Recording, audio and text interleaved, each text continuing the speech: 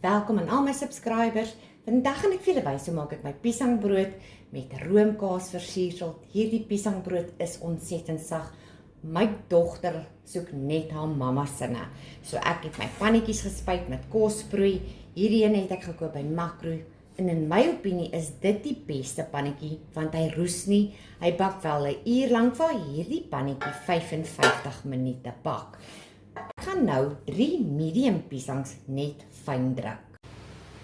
So ek vra groot onverskoning, jy lekker die fan aan, dis ongelooflik warm. Die somer is op ons, so baie sê ons met 'n oorryp piesang gebruik. 'n Oorryp piesang het net baie meer suiker en dan sit jy net baie minder suiker binne in jou deeg. En 'n oorryp piesang het ook 'n baie sterker piesanggeur. 'n Oorryp piesang het ook meer water in, wat net help dat jy hom makliker kan plat druk. En dan sit hy ook meer vog in jou piesangbrood. Maar die een wat ek maak, julle, is net so lekker en hy's net so sag. So ek het gou die ketel gekook want ons benodig kookwater ook.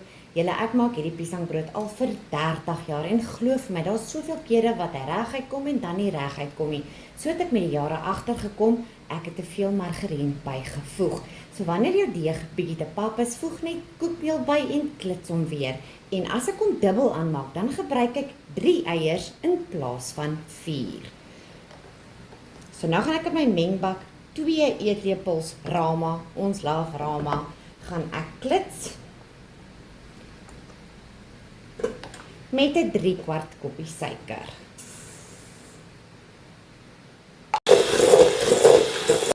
En dan voeg ons 1 teelepeltjie vanillageursel by.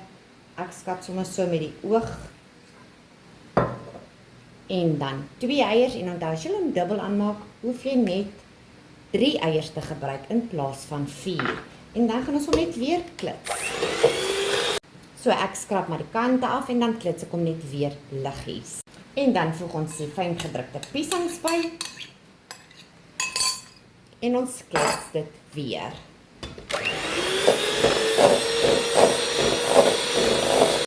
En nou gaan ons 1 gelyke teelepeltjie koeksoda meng met 'n 3/4 koppie kookwater. Jy sal sien hy skyn sommer so. So gooi maar net stadiger. 3/4 koppie. Klits hom deur. Ek plaas hom net een kant terwyl ons gou die res van die droë bestanddele hier gaan byvoeg. Dan voeg ons by 'n halwe teelepeltjie sout. 2 teelepeltjies bakpoeier, maar nie opgehoop.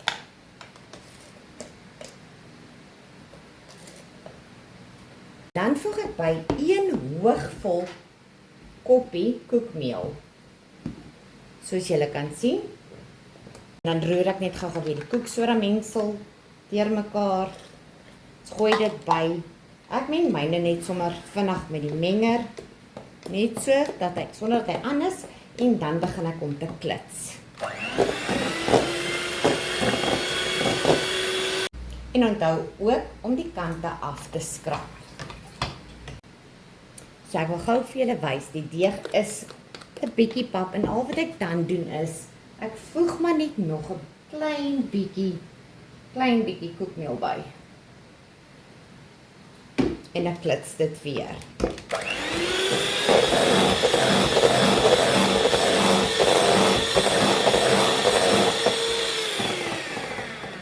En nou is die deeg reg.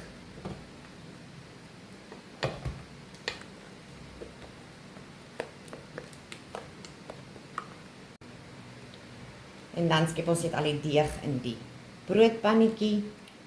So ek bak dit by 180 grade vir 55 tot 'n uur lank, maar in hierdie pannetjie neem dit 'n uur lank en soos ek gesê het in die ander pannetjie was dit 55 minute. Of jy bak hom tot jou toetspen skoon uitkom. So myne het nou net uit die oond uitgekom. Ek haal myne altyd sommer warm uit. Jy kan hom los dat hy afkoel.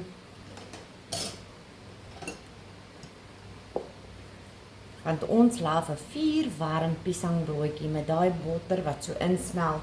En dan keer ek hom net om. En nou gaan ek wag dat hy heeltemal afkoel. So die piesangbroodjie lekker afgekoel. Julle, ek maak cream cheese, dan vries ek dit en dan sit ek dit in die wasbak, laat dit net self ontdooi. is op spesiaal vir julle ook die resep uittik in die onderkant. O, hierdie piesangbrood is super lekker met hierdie cream cheese versiersel bo-oor.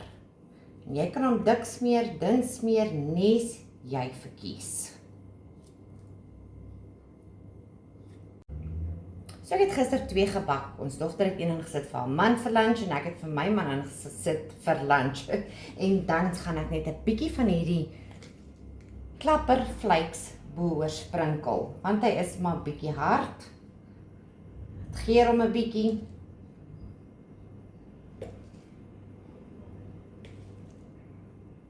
Dit lyk so mooi.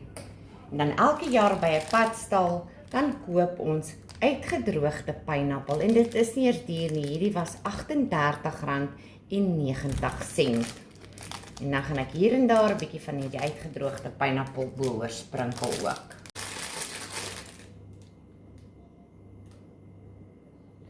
So ek sit maar net hier en daar, jy kan meer opsit.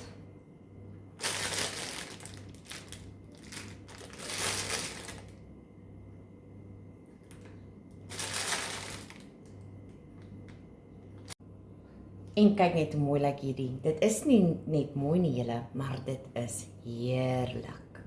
Ek wil wys hoe lekker sag is hierdie broodjie in die binnekant. En dit is hoe hy lyk in die binnekant. Die broodjie is so sag.